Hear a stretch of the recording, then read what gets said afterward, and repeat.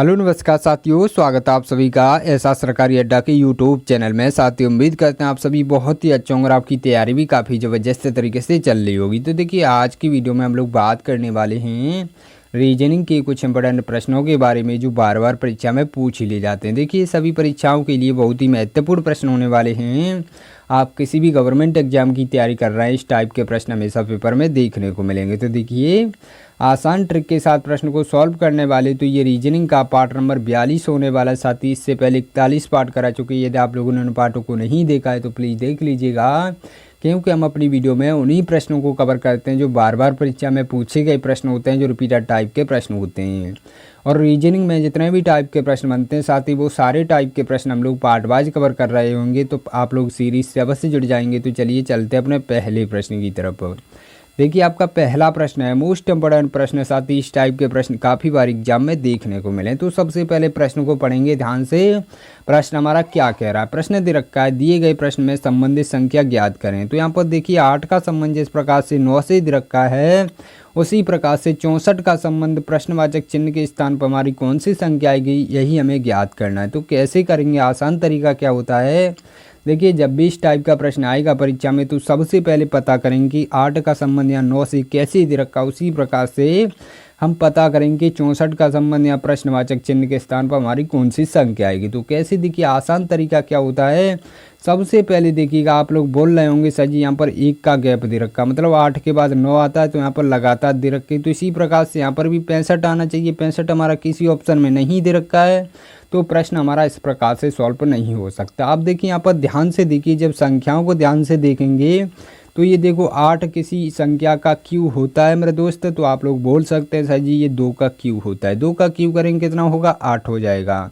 अब इसी प्रकार से देखिए 9 किसका स्क्वायर होता है। देखो, ये किसी संख्या का स्क्वायर दे रखा है, तो यहाँ पर देखिए 3 का स्क्वायर होता है। मतलब दोनों लगातार संख्याओं का क्या किया गया है, पहली छोटी संख्या का क्यू कर दिया गया, दूसरी संख्या का स्क्वायर कर दिया गया, और कुछ नहीं किया। तो इस प्रकार से यहाँ पर लॉजिक लग रहा है। तो इसी प्रकार से देखिए 64 जो दे रखा है, ये किस संख्या का क्यू होता है। देखो, पहली संख्या का क्या किया गया है, क्यू किया गया है। तो आप लोग बोल सकते हैं कि सर जी यहाँ पर देखिए 4 का क्यू हम करेंगे तो हमारे पास देखिए कितना 64 बन जाएगा। तो इस प्रकार से यहाँ पर 64 दे रखा है। तो इसी प्रकार से देखिए 4 के बाद कौन सी संख्या आती है, 4 के बाद 5 आती है। 5 का क्या करेंगे, स्क्वायर करेंगे, क्योंकि देखिए यहाँ लगातार संख्याएं दे रखी थी। 2 के बाद 3 आता है, 3 का स्क्वायर किया था। तो 4 के बाद 5 आएगा, तो 5 का स्क्वायर करेंगे तो कितना हो जाएगा, 5 का स्क्वायर यदि हम करेंगे तो 25 होगा। सभी स्टूडेंटों को पता होगा मेरे दोस्तों, 25 आपका प्रश्नवाचक चिन्ह के स्थान पर संख्या भरी जाएगी। तो आप लोग समझ गए होंगे प्रश्न में किस प्रकार का लॉजिक लग रहा है। तो देखिए, आपका ऑप्शन नंबर सी में दे रखा है, जो कि आपका राइट आंसर हो जाएगा। तो साथ ही हम उम्मीद करते हैं जब भी इस टाइप का प्रश्न परीक्षा में पूछ लिया जाएगा तो आप लोग बहुत ही बेहतरीन तरीके से प्रश्न को सॉल्व कर सकते हैं। तो चलिए चलते हैं नेक्स्ट प्रश्न की तरफ। तो देखिए, आपका दूसरा प्रश्न है, ये भी मोस्ट इंपोर्टेंट प्रश्न। साथ ही इस टाइप के प्रश्न भी काफ़ी बार एग्जाम में देखने को मिले हैं। तो सबसे पहले प्रश्न को पढ़ेंगे ध्यान से। प्रश्न हमारा क्या दे रखा है। प्रश्न दे रखा है, किसी कूट भाषा में ट्रेन को MRZIG के रूप में लिखा जाता है, उस भाषा में फैक्टर FACTOR को कैसे लिखा जाएगा। तो देखिए, यहाँ पर ट्रेन का कोड दे रखा है मेरे दोस्त। यहाँ पर देखिए ट्रेन का कोड दे रखा है, फैक्टर का कोड ज्ञात करना है। तो कैसे करेंगे, आसान तरीका क्या होता है। जब भी इस टाइप का प्रश्न आएगा तो सबसे पहले यहाँ पर क्या करेंगे, देखो ट्रेन किस प्रकार से लिखा गया है, TRAIN, इस प्रकार से ट्रेन आपका लिखा गया। अब देखिए इसका कोड क्या करेंगे, इसके नीचे लिख लेंगे। बहुत ही आसान प्रश्न हो जाएगा, सोचने में बहुत ही आसानी हो जाएगी। तो सबसे पहले देखिएगा क्या लिखा गया है, M लिखा गया है, M के बाद R लिखा गया है, Z लिखा गया है और I लिखा गया है, और इस प्रकार से यहाँ पर G लिखा गया है। तो साथ ही देखिए यहाँ पर क्या दे रखा है, देखो पहले स्टार्टिंग में क्या T दे रखा है।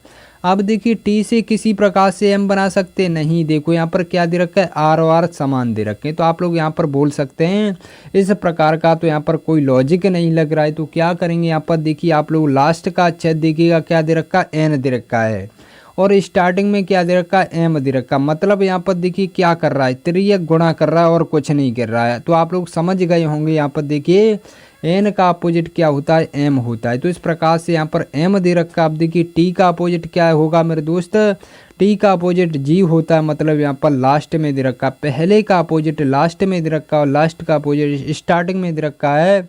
तो इस प्रकार से यहाँ पर त्रियक गुणा चल रहा है। तो देखो आई का अपोजिट क्या आर दे रखा है, देखो लास्ट से दूसरे नंबर पर है, यहाँ पर स्टार्टिंग में दूसरे नंबर पर है। इसी प्रकार से आर का अपोजिट आई यहाँ पर भी दे रखा है, यानी बीच का अपोजिट क्या दे रखा है, बीच में मतलब सेंटर में दे रखा है, मतलब जेड दे रखा है। तो इस प्रकार से यहाँ पर जेड आ गया है। तो इस प्रकार से आप लोग समझ गए होंगे यहाँ पर क्या कर रहा है। देखो यहाँ पर स्टार्टिंग का क्या कर रहा है, लास्ट में इसका अपोजिट लिख रहा है जाके। इस प्रकार से देखिए प्रश्न बहुत ही आसान है, बस आप लोगों को यहाँ पर ध्यान से देखना है। तो इसी प्रकार से क्या करेंगे, इसी प्रकार से यहाँ पर भी देखेंगे मेरे दोस्त कि एफ का अपोजिट क्या होता है। एफ का अपोजिट लास्ट में जाएगा तो एफ का अपोजिट यू होता है, मतलब लास्ट में यू होना चाहिए। बस आप लोग ऑप्शन को हटा देंगे, आपका आंसर आ जाएगा। तो देखो यहाँ पर लास्ट में एक ही ऑप्शन आपका ऐसा दे रखा है जिसमें यू दे रखा, मतलब ऑप्शन नंबर डी आपका राइट आंसर हो जाएगा। देखिए बाकी ऑप्शनों में लास्ट में यू नहीं दे रखा है, तो इस प्रकार से ये गलत हो जाएगा। परंतु यहाँ पर प्रैक्टिस कर रहे हैं तो ये प्रश्न पूरा सॉल्व करना चाहिए। तो कैसे करेंगे, यहाँ पर देखिए आर का अपोजिट स्टार्टिंग में आएगा। देखो ये नीचे वाले को मिटा देते, ये वाला आपको समझ में आ गया होगा। तो यहाँ पर किस प्रकार का लॉजिक लग रहा है। अब देखिए यहाँ पर क्या करेंगे, एफ का अपोजिट क्या यू आया है मेरे दोस्त। अब देखिए क्या आर का अपोजिट स्टार्टिंग में आई आना चाहिए, तो देखो स्टार्टिंग में आई भी दे रखा है। अब देखिए क्या होगा, यहाँ पर देखिए ओ का अपोजिट यहाँ पर आएगा। तो ओ का अपोजिट क्या होता है, ओ का अपोजिट देखिए एल होता है। तो इसी प्रकार से ए का अपोजिट क्या होता है, ए का अपोजिट सभी दोस्तों को पता है, यहाँ पर देखिए जेड होता है। तो इसी प्रकार से देखिए टी का अपोजिट क्या हो जाएगा मेरे दोस्त, टी का अपोजिट देखिए यहाँ पर क्या हो जाएगा, टी का अपोजिट जी होता है। अब देखिए सी का अपोजिट बाकी है, तो यहाँ पर देखिए सी का अपोजिट एक्स होता है। तो इस प्रकार से आपका यहाँ पर कोड बनना है। तो आप लोग समझ गए होंगे प्रश्न किस प्रकार का दे रखा, आपका option number D right answer हो जाएगा। तो साथ ही हम उम्मीद करते हैं जब भी इस टाइप का प्रश्न आएगा परीक्षा में तो आप लोग बहुत ही बेहतरीन तरीके से सॉल्व कर सकते हैं। तो चलिए चलते हैं नेक्स्ट प्रश्न की तरफ। आपका नेक्स्ट प्रश्न क्या दे रखा, आपका तीसरा प्रश्न है। ये भी मोस्ट इम्पोर्टेंट प्रश्न है, साथ ही इस टाइप के प्रश्न भी काफ़ी बार एग्जाम में पूछ लिए गए हैं। तो सबसे पहले प्रश्न को पढ़ेंगे ध्यान से। प्रश्न हमारा क्या दे रखा, प्रश्न कह रहा है दिए गए समीकरणों को सही मानने के लिए किन दो प्रतीकों को आपस में बदला जाना चाहिए। सॉरी यहाँ पर बदला जाना चाहिए लिखा, ठीक है। तो यहाँ पर देखिए किन दो प्रतीकों मतलब किन दो चिन्हों को आपस में बदला जाना चाहिए। तो देखिए इस प्रकार से यहाँ पर 4 ऑप्शन दे रखे हैं। इन चारों ऑप्शनों में से आपको पता करना है कि कौन सा एक ऑप्शन हमारा सही होगा। उन ऑप्शनों को रखने पर हमारा बराबर में 32 आना चाहिए। तो कैसे करेंगे, आसान तरीका क्या होता है, देखिए इसकी एक बेहतरीन ट्रिक बता रहे हैं। जब भी यहाँ पर ऑप्शनों में भाग का सिंबल दे रखा होगा तो सबसे पहले क्या करेंगे, सबसे पहले हम देखिए भाग वाले ऑप्शन को सबसे पहले सॉल्व करेंगे। देखो यहाँ पर भाग का सिंबल दे रखा, अभी इन दोनों को आपस में छोड़ देंगे, ठीक है। तो यहाँ पर देखिए इन दोनों को अभी छोड़ देंगे कुछ देर के लिए। देखिए यहाँ पर भाग का सिंबल दे रखा है, तो सबसे पहले हम ऑप्शन नंबर सी को रख के देखते हैं, ठीक है। जो रख के देखना पड़ेगा उसको तो रख के देखना ही पड़ेगा, ठीक है। यहाँ पर कोई ट्रिक नहीं लगने वाली है। यहाँ पर देखो भाग का सिंबल दे रखा है, तो यहाँ पर देखिए भाग का सिंबल किसकी जगह पर रखना है, माइनस की जगह पर रखना है। तो माइनस कहाँ पर दे रखा है, यहाँ पर दे रखा है। तो यहाँ पर भाग का सिंबल रख देंगे। अब यहाँ पर देखिए माइनस के स्थान पर क्या करना है मेरे दोस्त, यहाँ पर देखिए भाग का सिंबल रखना है और भाग के स्थान पर क्या करना है, माइनस का सिंबल रखना है। तो इस प्रकार से हमने रख दिया। आप देखिए क्या करना है मेरे दोस्त, यहाँ पर देखिए आपस में संख्याएं कटनी चाहिए। क्या 3 से पूरा यहाँ पर 6 कट रहा है, तो आप लोग बोल सकते हैं सर जी यहाँ पर 3 से यहाँ पर 6 कट रहा है पूरा। यहाँ पर देखिए क्या हो रहा है, यहाँ पर देखिए 4 से क्या 16 कट सकता है, अवश्य कट सकता है। तो क्या करेंगे, हम इसी ऑप्शन को पहले रख के देखेंगे, इससे हमारी बात बन सकती है। तो यहाँ पर देखिए संभावना व्यक्त हो रही है, तो क्या करेंगे, सबसे पहले इसी ऑप्शन को रख के देखेंगे। तो मेरे दोस्त यहाँ पर देखिए आसान तरीका क्या होता है, सबसे पहले यहाँ पर कटा लीजिए। क्या दे रखा है, 3 से जब 6 को कटाएंगे कितने बार में कटेगा, 2 बार में कट जाएगा, ठीक है। यहाँ पर देखिए 4 से जब 16 को कटाएंगे, बोडमास रूल क्या कहता है, सबसे पहले भाग को कटाओ। यहाँ पर देखो ब्रैकेट दे रखा होता तो सबसे पहले ब्रैकेट को सॉल्व करते, ऑफ दे रखा होता मतलब का दे रखा होता तो क्या करते हम उसको सॉल्व करते, उसके बाद भाग का सिंबल हटाते, उसके बाद क्या करना पड़ेगा, गुणा करना पड़ेगा, ठीक है। इस प्रकार से बोडमास रूल आपका चलता है। तो सबसे पहले देखिए 4 से जब 16 को कटाएंगे तो कितने बार में, 4 चौका 16। यहाँ पर देखिए कितने बार में कट गया, 4 बार में कट गया। बीच में प्लस का सिंबल लगा रखा है, देखो इस प्रकार से जब भी यहाँ पर देखो बीच में प्लस का सिंबल लगा है तो इसको प्लस ही रहने देंगे, ठीक है। यहाँ पर कोई परिवर्तन नहीं करने वाले। तो क्या करेंगे, अब भाग के स्थान पर माइनस का सिंबल लगा लिया था, ये देखो गुणा का दे रखा, तो हमने आपको क्या बताया, अब गुणा का सॉल्व करेंगे। उसके बाद यहाँ पर देखिए माइनस को सॉल्व करेंगे, क्योंकि भाग वाला सिंबल क्या बना दिया मेरे दोस्त, यहाँ पर माइनस बना दिया, ठीक है। यहाँ पर देखो परिवर्तन हो रहा है, देखो ये वाले देख रहे हो सिंबल आप लोग। तो यहाँ पर क्या करेंगे, 8 का गुणा जब 4 में करेंगे तो कितना हो जाएगा, 8 चौका 32 हो जाएगा। और ये माइनस लगा है तो यहाँ पर माइनस लगा लेंगे, यहाँ पर 32 आ जाएगा। तो इस प्रकार से आपका ये समीकरण बन चुका है। अब देखिए आगे क्या दे रखा है, आगे भी समीकरण ये दे रखा है। आगे क्या प्लस का 2 बचा है ओनली, देखो बराबर में 32 लाना है, ठीक है। बराबर में 32 लाना है तो प्लस का 2 और बचा है, तो इसको और लिख लेंगे एक बार। अब देखिए क्या करना है, 32 में से देखिए यहाँ पर क्या करेंगे आप लोग, यहाँ पर सीधा डायरेक्ट भी कटा सकते हैं कि देखिए प्लस के 2 दे रखे, मतलब ये प्लस के दोनों दे रखे हैं तो इनको ऐड करेंगे 4 हो जाएगा। देखिए माइनस प्लस का आपस में कट जाएगा, बराबर में आपका 32 ही बचने वाला है। तो आपका राइट आंसर क्या हो जाएगा, देखिए हमारा option number C right answer हो जाएगा। देखो यहाँ पर संभावना होती है, जब भी यहाँ पर भाग का सिंबल दे रखा होता है, यदि भाग से हमारी देखिए आगे सामने वाली संख्या कट जाती है, देखो यहाँ पर 6 भी कट रही थी और 4 से देखिए यहाँ पर एक बार साफ करके बता देते हैं, काफ़ी स्टूडेंट यहाँ पर कन्फ्यूज हो रहे होंगे तो आपको बता देते हैं। देखो 3 से यहाँ पर क्या, यहाँ पर भाग का सिंबल रखने पर 3 से हमारी पूरी 6 भी कट रही थी, मतलब 2 बार में कट रही थी। अब यहाँ पर देखिए भाग का सिंबल यहाँ पर भी रखने पर तो 4 से हमारा 16 भी कट रहा था। तो हमारी संभावना क्या थी कि हमारा ये ऑप्शन सही हो सकता है। तो इस प्रकार से आप लोग प्रश्न को सॉल्व करेंगे तो बहुत ही आसान तरीके से प्रश्न को सॉल्व कर पाएंगे। तो चलिए चलते हैं नेक्स्ट प्रश्न की तरफ। फिलहाल आपका आंसर क्या आ गया, आपका आंसर आ गया ऑप्शन नंबर सी।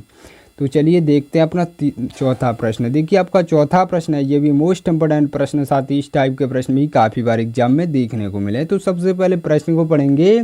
प्रश्न क्या दे रखा, प्रश्न दे रखा आपका, जिस प्रकार राम सीता से संबंधित हैं उसी प्रकार अभिमन्यु किससे संबंधित हैं। देखिए यहाँ पर क्या दे रखा है मेरे दोस्तों, बहुत ही इंटरेस्टिंग प्रश्न दे रखा है। यहाँ पर क्या दे रखा है, जिस प्रकार राम का संबंध जब सीता से है तो मेरे दोस्त अभिमन्यु का संबंध किससे होगा। तो आप सभी साथियों को ये तो पता होगा कि राम की पत्नी जो थी वो सीता मैया थी।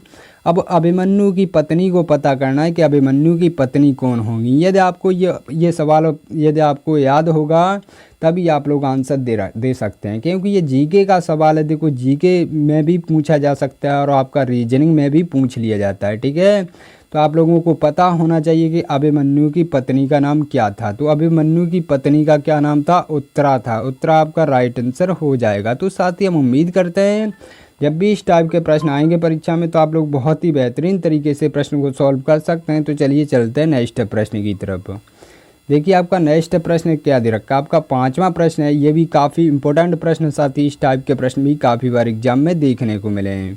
तो सबसे पहले प्रश्न को पढ़ेंगे ध्यान से। प्रश्न हमारा क्या दे रखा, प्रश्न कह रहा है कूट भाषा में रिवर को EROVRI के रूप में लिखा जाता है, तो उसी कूट भाषा में ट्रेन को कैसे लिखा जाएगा। तो यहाँ पर देखिए ट्रेन फिर से आ गई मेरे दोस्तों, कोई टेंशन लेने की बात नहीं है।